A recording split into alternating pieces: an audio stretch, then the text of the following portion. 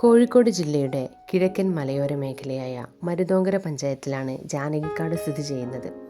കുറ്റ്യാടി നദിയാലും അതിൻ്റെ കൈവഴികളാലും ഫലഭൂയിഷ്ഠമായ ഗ്രാമം. വയനാടുമായി അതിർത്തി പങ്കിടുന്ന പ്രദേശം.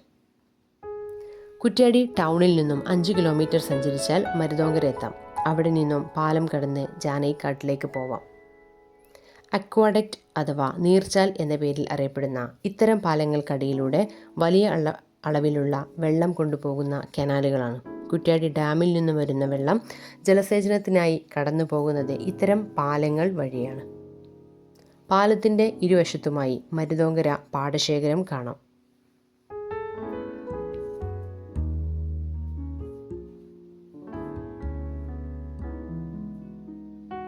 പാലവും കടന്ന് കാടിനുള്ളിലൂടെ 2 കിലോമീറ്റർ സഞ്ചരിച്ച് ജാനകിക്കാട്ടിലെത്താം.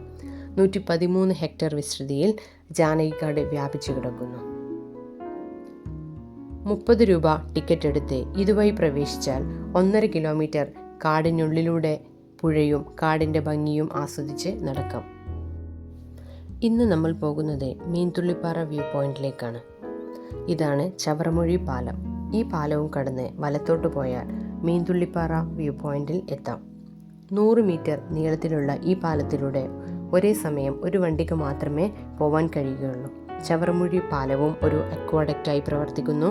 ഇതിന് താഴെയും ജലസേചനത്തിനായുള്ള കനാൽ കാണാം.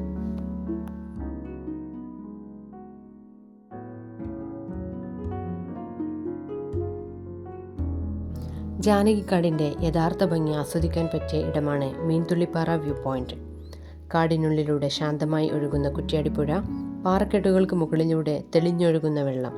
സദാസമയം വെള്ളം ഒഴുകുന്ന പാറക്കെട്ടുകൾക്ക് നല്ല വഴുക്കൽ ഉണ്ടായിരുന്നു. മറ്റൊരു വശത്തായി വെള്ളാരം കല്ലുകൾ പരന്നു കിടക്കുന്ന പുഴയോരം. വെള്ളത്തിലേക്ക് ഇറങ്ങുന്നതും കുളിക്കുന്നതും ഒക്കെ സ്വന്തം റിസ്കിൽ ആയിരിക്കും എന്ന സൂചനാ ബോർഡ് കാണാം. എപ്പോൾ വേണമെങ്കിലും വെള്ളം ഉയരാൻ സാധ്യത കൂടുതലാണ്. അതുകൊണ്ട് തന്നെ വളരെ സൂക്ഷിക്കേണ്ടതാണ്. ധാരാളം അപകടങ്ങളും മുങ്ങിമരണങ്ങളും നടന്ന സ്ഥലമെന്ന് ബോർഡിൽ കാണാം.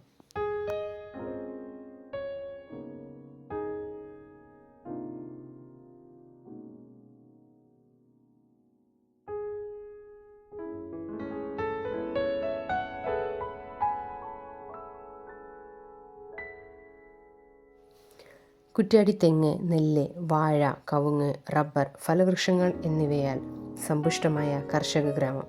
മഴക്കാലത്ത് തെളിഞ്ഞൊഴുകുന്ന കുറ്റ്യാടിപ്പുഴ, വേനൽക്കാലത്ത് കർഷകർ ജലസേചനത്തിനായി ഉപയോഗപ്പെടുത്തുന്നതും കുറ്റ്യാടി നദിയെ തന്നെ. മുൻ കേന്ദ്രമന്ത്രി VK കൃഷ്ണമേനോന്റെ സഹോദരി ജാനകി അമ്മയുടെ സ്ഥലമായിരുന്ന ഇവിടം ജാനകിക്കാട് എന്ന പേരിൽ അറിയപ്പെട്ടു. 2008 ജാനകിക്കാട് എക്കോ ടൂറിസം പദ്ധതിയുടെ ഭാഗമായി മാറുന്നത്. വൈവിധ്യമാർന്ന പക്ഷിമൃഗാദികളുള്ള ജാനകിക്കാട് പശ്ചിമഘട്ടത്തിലെ ഒരു പാരിസ്ഥിതിക ഹോട്ട്സ്പോട്ടായി കണക്കാക്കപ്പെടുന്നു. 600-ലധികം അപൂർവ സസ്യങ്ങളുടെ ആവാസ കേന്ദ്രമായും ജാനകിക്കാട് കണക്കാക്കപ്പെടുന്നു.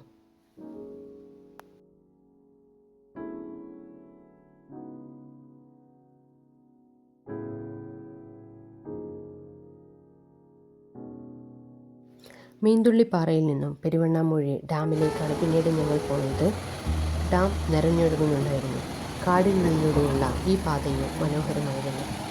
എലിഫന്റ് ക്രോസിംഗ് വാണിംഗ് ബോർഡുകൾ പലയിടങ്ങളായി സ്ഥാപിച്ചത് കാണാം. പെരുവണ്ണാമൂഴി ഫോറസ്റ്റ് ഡിവിഷനിൽ വരുന്ന ഭാഗമാണിത്.